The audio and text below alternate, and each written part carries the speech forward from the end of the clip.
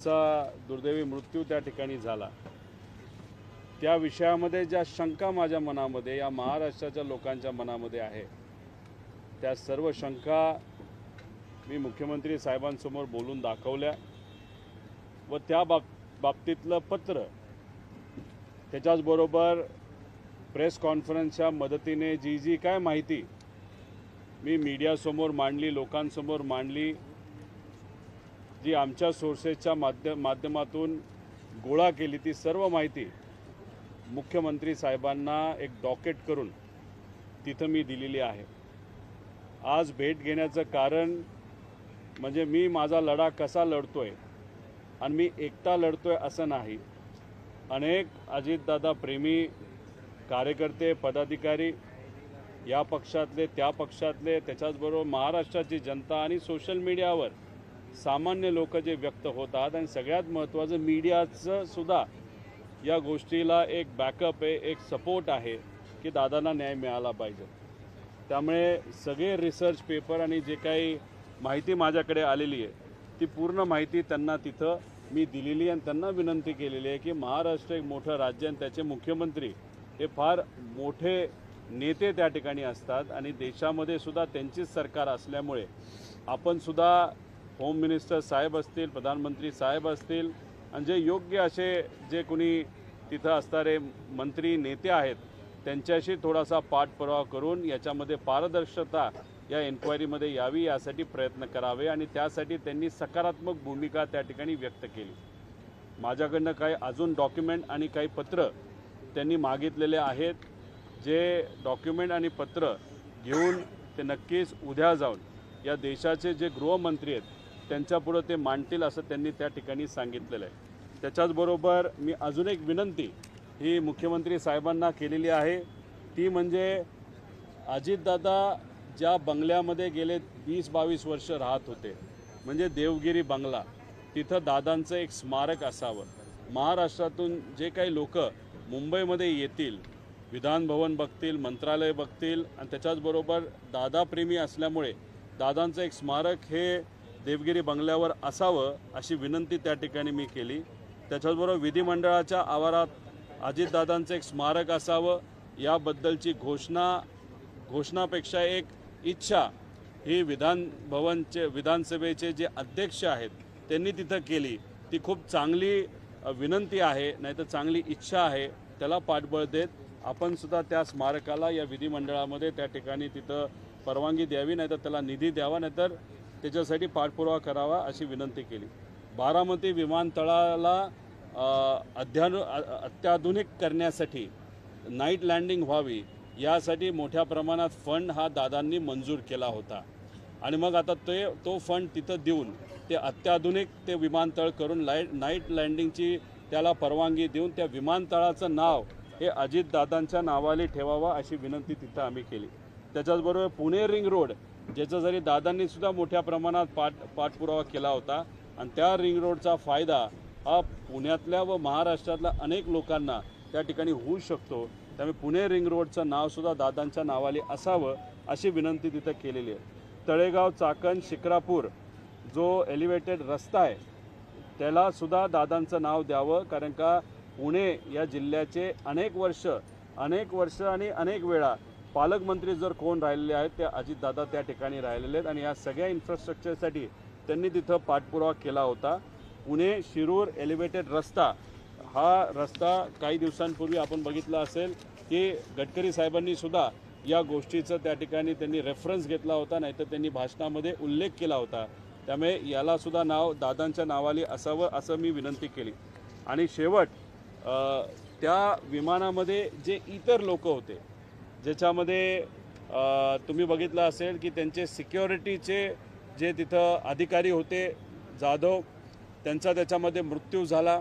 त्यांच्या पत्नी या ठाणे महानगरपालिकेमध्ये कॉन्ट्रॅक्टवर आहेत, त्यांना परमनंट करता यावं अशी विनंती तिथं केली। त्यांच्या मुलांची शिक्षणाची जबाबदारी आम्ही घेतली आहे, पण एखाद्या महानगरपालिकेमध्ये एखाद्या व्यक्तीला परमनंट करायचं असेल तर CMचं एक वजन त्याच्या पाठीमागे असेल तर नक्कीच त्याचा फायदा तिथं लगेच नियुक्ती देण्यासाठी होऊ शकतो।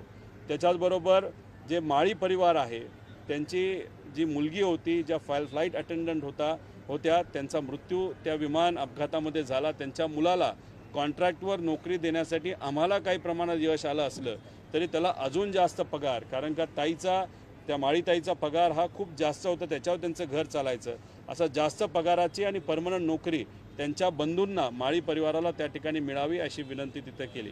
त्याच्याबरोबर को पायलट ज्या पाठक होत्या यांची एक व्यक्तिगत इच्छा आहे, ती मला इथं बोलून दाखवता येणार नाही, पण दिल्ली सरकारशी बोलून तिथं असलेल्या मुख्यमंत्र्यांशी बोलून त्या पाठक परिवाराची ती इच्छा तिथं पूर्ण होऊ शकते आणि त्यासाठी सुद्धा पाठपुरावा तिथं आपण करावा अशी विनंती आम्ही या ठिकाणी मुख्यमंत्री साहेबांना तिथं केलेली आहे आणि पारदर्शक पद्धतीने ही एन्क्वायरी व्हावी असंही तिथं मी बोललेलो आहे. त्याच्याचबरोबर शेवटचा आणि महत्त्वाचा मुद्दा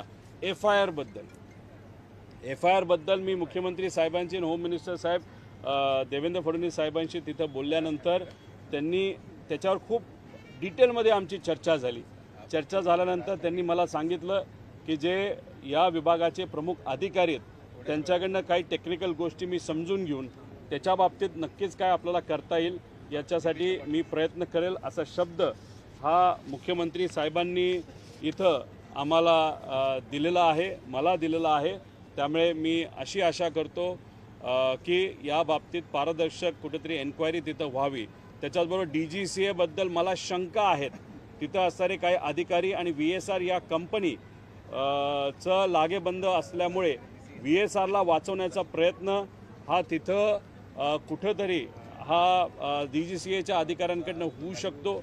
तिथले मंत्री, त्यांचा प्रभाव, त्या मंत्रींचे नेते, त्यांचं VSRचं नातं, या सगळ्या गोष्टींबद्दल मी त्यांना तिथं सांगितलेलं आहे. ॲरो जी कंपनी आहे ज्याच्या माध्यमातून हे विमान VSRचं देण्यात आलं त्याच्याबद्दल पण बोललो. असे बरेच डिटेलमध्ये 20 मिनटं तरी आमची चर्चा तिथं झालेली आहे. अपेक्षा करूया याच्यातून काय ना काहीतरी त्या ठिकाणी मार्ग निघेल आणि त्यांना असंही मी बोललेलो आहे, आम्ही आमचा लढा हा कुठेही राजकीय न करता सामाजिक दृष्टिकोनातून दादांना न्याय देण्यासाठी असाच आम्ही पुढं त्या ठिकाणी घेत जाऊ. त्यासाठी जिथं लागेल तिथं तुमचं सहकार्य असेल आणि जर आक्रमक पद्धतीने राज्य सरकारने या बाबतीत जर पाठपुरावा केला आणि आमच्या लढ्याला जर तिथं आमचा लढा लागलाच नाही आणि सरकारनेच हा लढा लढला तर माझ्यापेक्षा दुसरं कुणी नसेल जो आनंदी असेल. त्यामुळे त्यासाठी प्रयत्न करावे असंही त्या ठिकाणी मी बोललेलो आहे. 1 महिना होते, उद्या 1 महिना होते घटनेला. तुम्ही काही डेडलाईन दिली आहे का किंवा काही अशी मागणी केली आहे का इतक्या महिन्यामध्ये हे अहवाल असेल किंवा मग हा तपास पूर्ण व्हावा? कारण महिने जातात मात्र तपास पूर्ण होत नाही. एक आपण सगळ्यांनी समजून घेतलं पाहिजे की हा जो अहवाल ज्याचा रेफरन्स तुम्ही त्या ठिकाणी करत आहात हा अहवाल केंद्र सरकारकडनं येणारा अहवाल आहे. कारण DGCA केंद्र सरकारच्या अंतर्गत काम करणारी एजन्सी आहे आणि त्यांची जी इन्व्हेस्टिगेटेड एजन्सी AIBB तर त्यांच्याकडनं अहवाल खरं तर आज यायला पाहिजे पण तो उद्यापर्यंत येईल अशी अपेक्षा आपण सर्वजण करू. त्याबद्दल मी फक्त त्यांना सांगितलेलं आहे. पण तो विषय केंद्र सरकारचा असल्यामुळे केंद्र सरकारकडनंच कुठंतरी प्रेशर तिथं दिलं गेलं पाहिजे असं आम्हाला वाटतं. आता काही दिवसांपूर्वी जे या देशाचे जे स्टेट एव्हिएशन मिनिस्टर आहेत मुरली मोहोळ साहेब त्यांनी एक वक्तव्य केलं होतं की महिना होण्यापूर्वीच तो अहवाल तिथं येईल. अपेक्षा आहे उद्यापर्यंत तो अहवाल येईल. फक्त अहवाल देत असताना कुठे थातूर मातूर अहवाल देण्यासाठी अहवाल जर त्यांनी दिला तर हे उचित ठरणार नाही. महाराष्ट्रातल्या प्रत्येक व्यक्तीचं या अहवालाकडे लक्ष आहे. डिटेलमध्ये अहवाल येणं हे महत्त्वाचं आहे आणि त्याच्यातच सोमवारी सकाळी 11 वाजता मुंबईमध्ये मी एक वेगळी प्रेस कॉन्फरन्स तिथे घेणार आहे याच गोष्टींबद्दल पण अजून डिटेलमध्ये जाऊन त्या ठिकाणी घेणार आहे. त्यामुळे कृपा करून मी केंद्र सरकारच्या मंत्र्यांना व तसंच राज्य एव्हिएशन मिनिस्टर मुरली मोहोळ यांना सांगतो काय झालं तर थातूर मातूर अहवाल न आणता डिटेलमध्ये प्रायमरी अहवाल हा उद्यापर्यंत तिथं यावा अशी आमच्या सगळ्यांची अपेक्षा आहे. एकाच विषयावर 2 ठिकाणी FIR करता येणार नाही असं मुरत्न सदावर्तेंचं म्हणणं आहे. त्याचबरोबर त्यांचं असं म्हणणं आहे की सरकारी कामात अडथळा आणल्यामुळे तुमच्यावर FIR दाखल केला जाऊ शकतो, गुन्हा दाखल केला जाऊ शकतो. कोणाबद्दल तुम्ही म्हणताय त्यांचं काय महत्त्व आणि या महाराष्ट्राच्या राजकारणामध्ये त्यांनी काय सकारात्मक केलंय का नाही केलं याबद्दल सगळ्यांना तिथं माहिती आहे. फक्त टेक्निकल हा विषय असल्यामुळे एक तर आपण सगळ्यांनी समजून घेतलं पाहिजे की बारामतीमध्ये तो FIR व्हावा अशी माझी इच्छा होती पण तिथं गेल्यानंतर लोकांची गर्दी खूप मोठ्या प्रमाणात होईल म्हणून मी तिथं न जाता 25 तारखेला मी मुंबईमध्येच मरीन ड्राईव्ह या पोलीस स्टेशनला तिथं गेलो होतो. पोलीस स्टेशनला जाण्याचं कारण का 2023ला जे BNSS नवीन कायदा आला आहे त्याच्यात 0 FIR नावाचं एक तिथं एक प्रोव्हिजन असतं. म्हणजे तुम्ही देशामध्ये कुठेही FIR केला तर तो त्या विभागाला नाहीतर तो त्या पोलीस स्टेशनला पाठवला जातो. आता मुंबईमध्ये FIR व्हावं अशी माझी इच्छा होती. तो माझा अधिकार 173 कायद्याच्या अंतर्गत त्या ठिकाणी आहे, BNS ॲक्टच्या अंतर्गत.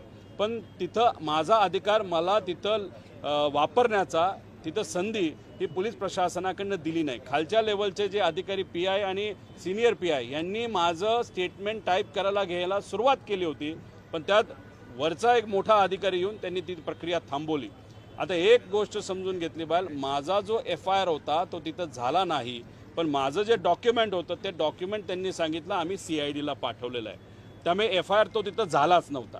मग साहजिकच आपण प्रयत्न करणारी माणसं असल्यामुळे बारामतीला जाऊन जिथं ती घटना घडली तिथं परत एकदा FIR करण्याचा मी प्रयत्न केला. तिथे तो स्वीकारला गेला नाही आणि तो स्वीकारला न गेल्यानंतर मी परत एक प्रयत्न तिसरा केला, तो म्हणजे CIDमध्ये सुद्धा जो इन्व्हेस्टिगेशन ऑफिसर आहे तो ते SP लेवलचा असल्यामुळे तो 100% FIR करू शकतो, पण त्यांनी सुद्धा तो FIR तिथं केला नाही. म्हणून 180 कलमाच्या अंतर्गत मी माझं स्टेटमेंट तिथं दिलेलं आहे. पण एक गोष्ट आपण सर्वांनी समजून घेतली पाहिजे की सुप्रीम कोर्टाने अधिकार दिलेला आहे. अशा 2 सुप्रीम कोर्टामध्ये केसेस झाल्या होत्या. एक केस जर कॉग्निझेबल ऑफेन्स असेल तर दखलपात्र ऑफेन्स असेल तर जो दादांच्या बाबतीतला आहे 100% दखलपात्र आहे, कारण तो ॲक्सिडेंट झाला आहे, त्याच्यामध्ये 5 जणांचा मृत्यू झाला आहे. तर तसं जर असेल तर आपल्याला FIR कधीसुद्धा करता येते आणि कुणीही जाऊन तो FIR करू शकतं. फक्त परिवारातला एक व्यक्ती नाही, कुणीही जाऊन करू शकतं. हा आमचा अधिकार आहे आणि ड्युटी पोलिसांची आहे तो स्वीकारणं. दुसरं जे एक सांगितलं जातं की ॲक्सिडेंटल डेथ रिपोर्ट झाल्यानंतर त्याच्यावर जर इन्व्हेस्टिगेशन सुरू झालं असेल तर मग आपल्याला FIR करता येत नाही. तसं नाही. सुप्रीम कोर्टाने त्या बाबतीत सुद्धा एक निर्णय तिथं दिलेला आहे आणि त्या निर्णयामध्ये सांगितलं आहे की ॲक्सिडेंटल डेथ रिपोर्ट झाल्यानंतर इन्व्हेस्टिगेशन सुरू असलं तरी आपल्याला FIR करता येतो. म्हणजे सुप्रीम कोर्टाने आम्हाला अधिकार दिला आहे. MNSS जो WSS जो कायदा आहे त्याच्या अंतर्गत आम्हाला त्या ठिकाणी अधिकार आहे, पण तो अधिकार आम्हाला दुर्दैवाने या महाराष्ट्रामध्ये एका मराठी नेता, मराठी माणूस आणि एक मोठा नेता तिथं जाऊन सुद्धा त्या बाबतीतला त्यांचा FIR आम्हाला करता येत नाही. फार दुर्दैवी गोष्ट आहे. दादा, काल सुनेत्रा पवार यांची राष्ट्रीय अध्यक्ष म्हणून त्यांच्या पक्षाकडनं त्यांची निवड करण्यात आली, परंतु त्या सगळ्या निवड प्रक्रियेनंतर एक पत्रकार परिषद झाली. त्या पत्रकार परिषदेमध्ये स्वतः सुनेत्रा पवार ज्या त्यांच्या राष्ट्रीय अध्यक्ष झाल्या नवनिर्वाचित त्यांना बोलू नाही दिलं. प्रफुल्ल पटेल, सुनील तटकरे यांनी ही पत्रकार परिषद आटोपून घेतली. तशा पद्धतीची कुजबूज त्यांच्या नेत्यांकडनं सुद्धा या पत्रकार परिषदेमध्ये करण्यात आलेली आहे. अजितदादांचं प्रेम या महाराष्ट्रावर होतं, महाराष्ट्रातल्या प्रत्येक व्यक्तीवर होतं, आमदारांवर होतं आणि त्यांच्या पदाधिकारी कार्यकर्त्यांवर होतं. पण दादांना ते 4 जे कोणी नेते आहेत ते त्रास देत होते. दादांनी सुद्धा अनेक वेळा बोलून दाखवलेलं आहे, पत्रकारांशी सुद्धा ते बोलले असावेत. ते 4 जे नेते आहेत त्यांना दादांवर कंट्रोल करता आला नाही, कारण का दादा एक धडाडीचे नेते त्या ठिकाणी होते. त्यांना कसं करायचं, कसं काम करून घ्यायचं हे त्यांना तिथं माहीत होतं. आणि मग दुर्दैवाने दादा गेल्यानंतर दादांना न्याय मिळावा यासाठी प्रयत्न करण्यापेक्षा ते 4 जे कोणी आहेत त्यांनी राजकारणाकडे कुठेतरी त्यांचा मोर्चा वळवला आणि कदाचित त्यांची अपेक्षा होती की कुठेतरी त्या पक्षाचा ताबा तिथं घ्यावा. पण लोकांकडनंच मागणी झाली, आम्ही ती मागणी केली, आमदारांनी ते सुद्धा 35 आमदारांनी मागणी केली, 5 जे आहेत त्यांनी तिथं केली नाही, पदाधिकाऱ्यांनी मागणी केली. आणि एवढं प्रेशर आल्यानंतर तिथं काल हे सुनेत्रा काकींना राष्ट्रीय अध्यक्ष अजित पवार या पक्षाचं तिथं घोषित केलं. ही चांगली गोष्ट आहे. पण जे काही दिवसांमध्ये आम्ही बघितलेलं आहे, कधी कधी काकींचा हात ओढला जातो, काकींच्या पाठीवर हात ठेवला जातो. त्याच्याचबरोबर काही ठिकाणी जर आपण बघितलं तर कालच कदाचित जय कुठंतरी बसण्याचा प्रयत्न करत होतो आणि मग त्याला कुठंतरी बाजूला बसवणं, हे जे काय आम्ही TV वर तिथं बघत होतो त्याला मन सुन्न झालं. ते 4 लोक या पक्षाचा कंट्रोल घेण्याचा प्रयत्न नाही तर विचार करत असले तरी काकींना काही कमी समजू नका. पवार परिवारातले आहेत, लोकांची नाळ आणि त्यांची नाळ त्या ठिकाणी जुडलेली आहे. त्याच्याचबरोबर प्रेस कॉन्फरन्समध्ये त्या बोलू शकत नाहीत, त्या भावनिक आहेत, असं काहीतरी कारण द्या आणि प्रेस कॉन्फरन्स संपवा, असंही काहीतरी झालेलं आम्हाला त्या ठिकाणी कळालं. त्यामुळे एक समजून घ्या की त्यांना कमी समजणं, ते 4 लोक तिथं चूक करत आहेत. लोकांनाही कळलेलं आहे, आमदारांनाही कळलेलं आहे आणि काकींनाही कळलेलं आहे असं आम्हा सगळ्यांना त्या ठिकाणी वाटतं. त्यामुळे ते 4 लोकांनी काही केलं तरी तसं काही फरक पडेल असं मला तरी वाटत नाही. काल धनंजय मुंडे असं म्हटले की ज्यावेळी राष्ट्रीय अध्यक्षाची निवड होती त्याच दिवशी तुम्ही बारामतीमध्ये जाताय, मीडिया मायलेज घेताय, शंभूगिरी करताय. खरं तर या दिवशी तरी तुम्ही बारामतीला जायला नको होतं असं त्यांचं म्हणणं आहे. जे कोणी ते नेते असतील त्यांच्याबद्दल जास्त मी काय बोलणार नाही आणि माझा वेळ घालवणार नाही. पण बारामतीला FIR करायचा असेल तर मी पहिल्यांदाच FIR करण्यासाठी बारामतीला गेलो असतो. पण बारामतीला जायची वेळ येऊ नये म्हणून 0 FIRचा वापर करून, त्या संधीचा वापर करून, नाही तर ते जे काय प्रोव्हिजन आहे त्याचा वापर करून मी मुंबईमध्ये तिथे FIR करण्यासाठी गेलो होतो. तिथं तो नाकारला आणि मग दादांना न्याय द्यायचं म्हणून दुसऱ्या दिवशी मी बारामतीला तिथं गेलो. ठीक आहे, मी विरोधात आहे, तुम्ही माझ्याबद्दल जे काय बोलायचं ते बोला, पण तुम्ही सत्तेत आहात ना. मग एवढी भाषणं करण्यापेक्षा, राजकीय भूमिका घेण्यापेक्षा, सुनित्रा काकींना इच्छा नसताना त्यांच्याकडनं तुम्ही शपथविधी त्या ठिकाणी करून घेतली आणि अशा परिस्थितीमध्ये राजकारण करण्यापेक्षा तुम्ही सत्तेत असताना जे काय वनवन आम्हाला FIR करण्यासाठी फिरावं लागते, लोकांना फिरावं लागतं, त्यासाठी ताकद लावा ना. तिथं मात्र त्या ठिकाणी तुम्ही भूमिका घेणार नाही, पण नको त्या ठिकाणी तुम्ही भूमिका घेत असताल. त्यामुळे लोकांनाही कळलेलं ते 4 जे लोक कोण आहेत आणि त्यांना काय पडले, तर फक्त राजकारण पडले, बाकी दुसरं काहीही पडलेलं नाही. रोहितदादा, सरोज अहिरे यांनी कुजबूज केली की अजितदादा असताना आम्हाला त्यांच्यापर्यंत पोहोचू नाही दिलं, आता वहिनी आहे तरी त्यांच्यापर्यंत आम्हाला पोहोचू द्या, अशा पद्धतीची खंतच त्यांनी या सगळ्या पत्रकार परिषदेमध्ये त्यांनी बोलून दाखवलेली आहे. खरं तर अजितदादा हे आमदारांना भेटत होते, पण एखाद्या आमदाराला एखाद्या नेत्याबद्दल जर तक्रार करायची असेल तर मुद्दामून त्या आमदाराला बाजूला केलं जायचं असं आम्हाला कळतंय. ज्या सरोज अहिरे ताई आहेत ह्याच्या आधीसुद्धा त्यांनी भूमिका घेत असताना दादांची भूमिका काय खरी होती ही तिथं बोलून दाखवलेलं आहे. आणि काल त्यांचं वक्तव्य जे आलं की आधी अशाच पद्धतीने तुम्ही आम्हाला बाजूला करत होता आणि आता तसंच जर करत असाल हे योग्य नाही. मग ती एका आमदाराची भूमिका तिथं आहे. अहो, त्यांच्या तिथं राजकारण म्हणजे आता इथं झिरवळांचा जो विषय चालला आहे त्याच्या मागचं खरं राजकारण काय याच्या खोलामध्ये तुम्ही जर गेला, या बाबतीतली चर्चा आहे म्हणून मी सांगतो.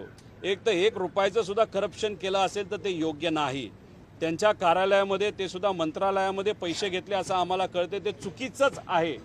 पण असंही म्हणलं जातं आणि अशी चर्चा आहे की मुद्दामून झिरवळांना अडचणीत आणायचं, ती जागा मोकळी करायची आणि एक असा व्यक्ती, असा नेता जो अख्ख्या महाराष्ट्राला नको आहे त्याला तिथं मंत्रिपद द्यायचं, ही खरं रणनीती झिरवळांच्या बाबतीतली आहे. ही आपण सर्वांनी तिथं समजून घेतली पाहिजे. त्यामुळे अशा व्यक्तीला तिथं यायचं आहे, जो महाराष्ट्र म्हणतो त्या व्यक्तीला तिथं बसू नका. आणि म्हणून मुद्दामून झिरवळांना अडचणीत आणलं जात आहे का हा प्रश्न तिथं निर्माण होतो. पण शहानिशा करून जर खरंच करप्शन झालं असेल, भ्रष्टाचार झाला असेल तर कारवाईसुद्धा झाली पाहिजे. पण ती कारवाई होत असताना राजकीय भूमिका कोणाची काय आणि मुद्दामून हे षडयंत्र झिरवळांना बसून दुसऱ्या नेत्याला तिथं बसवायचा प्रयत्न आहे का हे सुद्धा थोडंसं अभ्यासलं पाहिजे असं वाटतं. मुख्यमंत्री से मुलाकात हुई, राज ठाकरे से मुलाकात हुई, राज ठाकरे भी अभी प्रेस कॉन्फ्रेंस लेकर इसी विषय को आगे बढ़ा रहे हैं. वो भी सवाल पूछ रहे कि FIR क्यों नहीं दर्ज. आज सुबह राज ठाकरे जी को मैं मिला, बात उनसे की. महाराष्ट्र के जो प्रमुख नेता है, सब नेता जो है, सब पक्ष के, उनसे हम मिल रहे हैं, उनसे रिक्वेस्ट कर रहे हैं, उनसे बात कर रहे हैं. कल उद्धव ठाकरे साहब को भी मैं मिलूंगा, एकनाथ जी को भी मिलूंगा, सुनित्रा काकी को भी वहाँ पे मिलूंगा. तो उनसे बात करते हुए उनको मैंने पूरी परिस्थिति बताई, कैसे एक्सीडेंट हुआ था. उसमें मैंने जो इन्वेस्टिगेशन मेरे दोस्तों के माध्यम से, अच्छे पत्रकारों के माध्यम से, कुछ पायलट, अच्छे पायलट, इनके माध्यम से जो भी रिसर्च वहाँ पे किया वो उनको वहाँ पे दिखाया. वो पूरा उन्होंने बहुत डिटेल में समझा. लेकिन उनका सबसे इम्पोर्टेंट मुद्दा ये था कि FIR करना ये सबका एक अधिकार है. कोई भी नागरिक अगर चाहे तो वो FIR कर सकता है. उनका पढ़ाई इतना अच्छा था, उनका रिसर्च इतना अच्छा था, उन्होंने ही मुझे 2 सुप्रीम कोर्ट के वहाँ पे निर्णय दिए थे। एक सुप्रीम कोर्ट का निर्णय था कोई भी नागरिक को कभी भी अगर एफआईआर करना है कॉग्निजेबल ऑफेंस में तो वो कर सकते हैं। दादा का ये जो इशू है ये कॉग्निजेबल है, मतलब दखल पात्र है। और दूसरी बात उन्होंने बताया कि एक्सीडेंटल डेथ रिपोर्ट अगर इन्वेस्टिगेट हुआ है, नहीं तो वो अगर फाइल हुआ है उसके बाद एफआईआर हो सकता है क्या, तो उन्होंने कहा हो सकता है।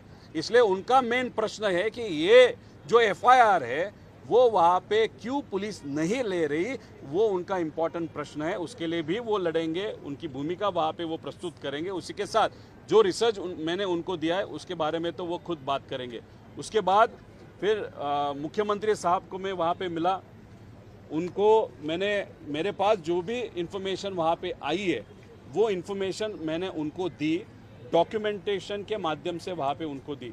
उसी के साथ उनको बात करते वक्त मैंने कहा कि वीएसआर जो कंपनी है वो बहुत गलत तरीके से विमान का मेंटेनेंस करती है, इसलिए राज्य सरकार के जो भी बड़े नेता है उन्होंने वीएसआर कंपनी का प्लेन इस्तेमाल करते हुए वहाँ पे थोड़ी सी जांच करनी चाहिए, ऐसे विनती वहाँ पे मैंने की।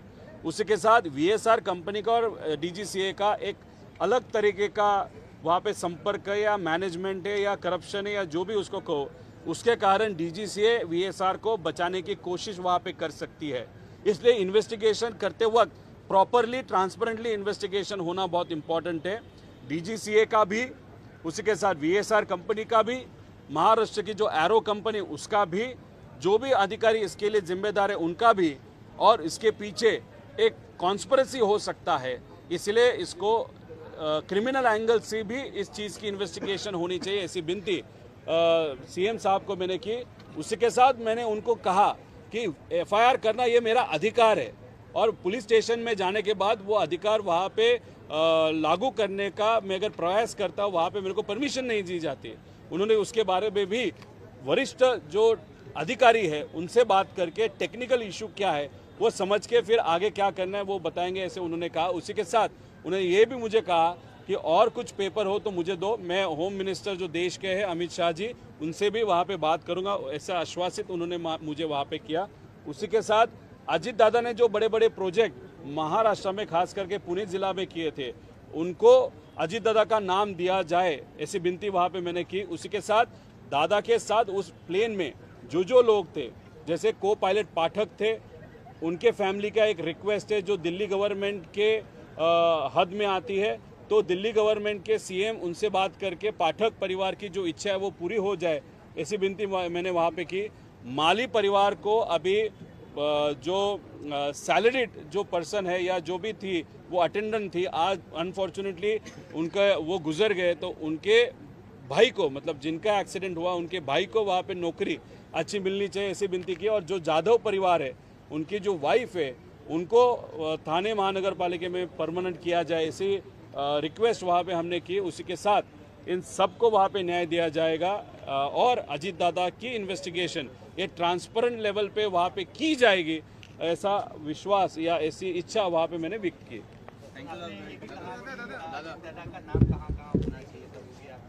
देखो, देवगिरी जो बंगला है वहाँ पे अजीत दादा 99 से लेके 14 तक और उसके बाद फिर 19 से लेके आज तक वहाँ पे रहे, ऑलमोस्ट 22 साल वहाँ पे रही है। तो इसलिए देवगिरी बंगला जो उनका ऑफिशियल रेसिडेंस था वहाँ पे एक स्मारक होना चाहिए। विधिमंडल जो ये एरिया होता है जहाँ पे हम खड़े हैं, जहाँ पे विधानसभा ली जाती है, वहाँ पे भी उनका एक स्मारक होना चाहिए। जो हमारे अध्यक्ष है विधिमंडल के, उन्होंने भी वो रिक्वेस्ट वहाँ पे की थी। उसी के साथ बारामती एयरपोर्ट जो है वो मॉडर्नाइजेशन के लिए दादा ने वहाँ पे फंड बहुत हाई लेवल तक वहाँ पे मंजूर किए हैं, इसलिए वो मंजूर जो किए हुए फंड डिप्लॉय करके उसको नाइट लैंडिंग और हाईली मॉडर्नाइज करते। बारामती एयरपोर्ट का नाम दादा के नाम से हो, पुणे रिंग रोड का नाम तळेगाव चाकण शिक्रापूर एलिवेटेड रास्ता और पुणे शिरूर एलिवेटेड जो रोड है उसका भी नाम अजीत दादा के नाम से दिया जाए, ऐसी विनती वहाँ पे की। रोहित जी, कुछ 4 नेता है जो पार्टी चला रहे हैं, कल जिस तरीके से समारोह हुआ, देखो इस महाराष्ट्र में चर्चा है ते 4, ये कौन 4 लोग हैं वो लोगों को मालूम है, इसलिए उनका नाम लेके न आपका न लोगों का न मेरा वहाँ पे टाइम में वेस्ट करना चाहता हूँ। वीडियो देखा उसने क्या कंट्रोल करने की देखो, पवार को कंट्रोल किया जा रहा है। अजीत दादा का प्यार इस भूमि पे था, महाराष्ट्र की भूमि पे, महाराष्ट्र के लोगों पे, महाराष्ट्र के उनके पक्ष के जो कार्यकर्ता पदाधिकारी, उनके आमदार, उन पे उनका प्यार था। उसके साथ दादा के साथ जो चार जो लोग हैं या थे, उनको उनका प्रॉब्लम बहुत ज़्यादा था। दादा बहुत जनों से उन्होंने बोल के दिखाया था कि मुझे अगर तकलीफ हो रही है तो नेता से होती है, लेकिन लोगों कार्यकर्ता से वहाँ पे नहीं हो रही है। अभी अगर आप देखो, दादा आज हमारे में नहीं है। कल परसों जो कार्यक्रम हुआ था, उस कार्यक्रम में सुनेत्रा काकी को बोलने नहीं दिया मीडिया से, या मीडिया का जो कॉन्फ्रेंस था वो बहुत जल्दी उन्होंने ख़त्म किया। एक आध दूसरा जो उनका खास पदाधिकारी है, उन्होंने ये भी कहा कि कुछ तो फालतू का कारण दे दो और ऐसा बोल दो कि जो सुनेत्रा काकी है वो बात नहीं कर सकेगी press say, because she is emotionally low. तो ये स्टेटमेंट था। उसके साथ जय को कहाँ पे बिठाना, जिस तरीके से बताया जा रहा था, वहाँ पे एक अथॉरिटी दिखाने की कोशिश कोई जो 4 नेता है उसमें से एक नेता ने वहाँ पे की थी। कुछ दिन पहले हाथ खींचना, एक आध महिलाओं के पीठ पे हाथ रखना, ये जो चीज़ें है ये लोगों को अच्छी नहीं लग रही। कहाँ पे तो कोशिश हो रहा है कि दादा के, अजीत दादा के टाइम पे पक्ष का कंट्रोल वो कर नहीं पाए, तो अभी दादा नहीं रहेंगे तो फिर प्रॉपरली इस पक्ष को कंट्रोल किया जा सकता है, ऐसे कुछ वो 4 नेता उनको वहाँ पे लग रहा है। तो मेरा उनको कहना है कि काकी डेफिनेटली एक बहुत बड़े नेता है, वो अच्छी तरीके से जानती है कि कौन पास वाला है और कौन दूर वाला है। इसलिए आगे जाके एक तो काकी ने वहाँ पे सोच समझ के कुछ निर्णय लेने चाहिए, और ऐसे जो लोग हैं जो पार्टी को कंट्रोल करना चाहते हैं, उनको थोड़ा सा अगर दूर रखा जाए तो ही उचित होगा, ऐसे हम